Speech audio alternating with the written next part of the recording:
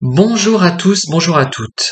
Une petite vidéo sous l'œil vigilant de mon ours référent, Népomucène, avec sa coiffe de deuil, qui doit dater des années 30, je pense. Je ne suis pas spécialiste de la question, mais le thème m'intéresserait. Et cette vidéo parlera des personnes nocives, des pervers, essentiellement. Puisque lorsque je faisais mes cours ce matin, j'ai songé à différentes situations que j'avais vécues et j'ai constaté d'une manière générale que je m'entendais mieux avec les femmes hétérosexuelles qu'avec les hommes hétérosexuels, et j'ai constaté que la conversation partait directement avec les femmes, il n'y avait pas de problème, tout s'enclenchait de façon naturelle, que l'on ait ou non des points communs, des choses en commun, ça n'avait pas d'importance, alors qu'avec les hommes, on ramait, on essayait d'alimenter la conversation, on n'en trouvait pas forcément de thèmes communs, et c'était vraiment un problème à ce niveau-là. Et je me suis fait la réflexion suivante, c'est que il m'arrive pourtant de bien m'entendre avec des hommes prétendument hétérosexuels, parce que avec les hommes homosexuels, le problème est un peu différent, c'est-à-dire que il y a une pression souvent pour obtenir quelque chose d'un peu, on va dire, sensuel, et ce qui fait que ça fausse la relation, ça la crispe parfois, si ce sont des gens qui ne sont pas en couple par exemple, ils veulent se marier ou avoir des rapports un petit peu intimes, et donc ça bloque également un petit peu la relation, mais d'une façon différente et pour des raisons différentes surtout. Et donc, il arrive donc effectivement que je m'entende très bien avec, du moins provisoirement, vous verrez pourquoi je dis provisoirement, avec des hommes hétérosexuels qui sont du moins censés l'être. Alors, au départ, tout se passe bien et je me dis, c'est formidable, tiens, pour une fois, le courant passe vraiment bien. Je parle pas d'une relation un peu cordiale, mais qui ne va pas plus loin.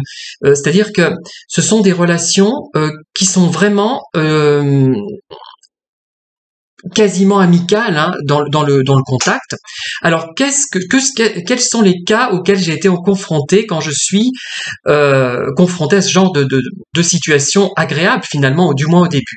Alors ce sont soit des hommes très âgés qui ont abandonné l'idée d'être viril à tout prix, je pense, et qui se moquent de savoir que les voisins le voient discuter, converser avec un homosexuel. Voilà. Ils ne sont plus sujets à ce qu'en dira-t-on, et là, une vraie relation peut s'installer de même nature que celle que je peux avoir avec des femmes hétérosexuelles. C'est-à-dire une conversation fluide, spontanée, agréable, constructive, intéressante, bien que au départ, on n'est pas forcément de point commun, très fort. Parfois oui, parfois non. Donc voilà le premier cas de figure, qui est relativement rare. Deuxième cas de figure, quand ça marche bien finalement, ce sont des homosexuels refoulés, qui sont mariés effectivement, mais qui ressentent ce besoin d'être confrontés à un homme homo finalement, et qui me fréquentent moi.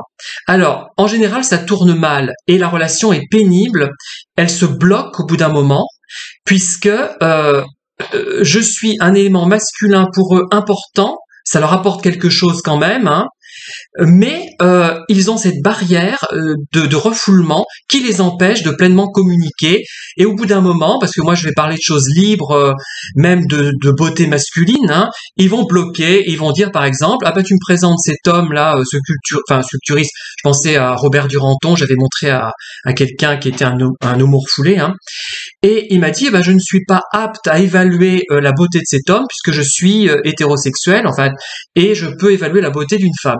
Non, moi je peux évaluer également la beauté d'une femme, je peux y être sensible, comme vous verrez dans une vidéo que je vais faire prochainement, et comme vous avez pu le voir dans certaines vidéos consacrées notamment à Martine Carole, même si je n'envisage pas que cet aspect physique chez elle. Ce qui me retient le plus mon attention, c'est quand même son jeu d'actrice, et les films dans lesquels elle a tourné, bien évidemment. Voilà. Au bout d'un moment, il y a un blocage qui se fait, et c'est une relation qui devient pénible, qui devient frustrante pour moi, parce qu'il n'y a pas de vraie communication, tout simplement. Et la personne, je vais la heurter au bout d'un moment, puisque je vais attendre de sa part une relation comme celle que je pourrais avoir avec des femmes, une conversation libre, mais que je n'obtiendrai pas du fait de ce refoulement. C'est-à-dire qu'ils vont me considérer moi comme homo, alors qu'eux-mêmes le sont, mais refusent de l'admettre ou ne s'en rendent pas compte, je ne sais pas. Et ça va être une relation crispée qui ne me conviendra pas au bout d'un moment, qui va cesser très rapidement en fait. Hein.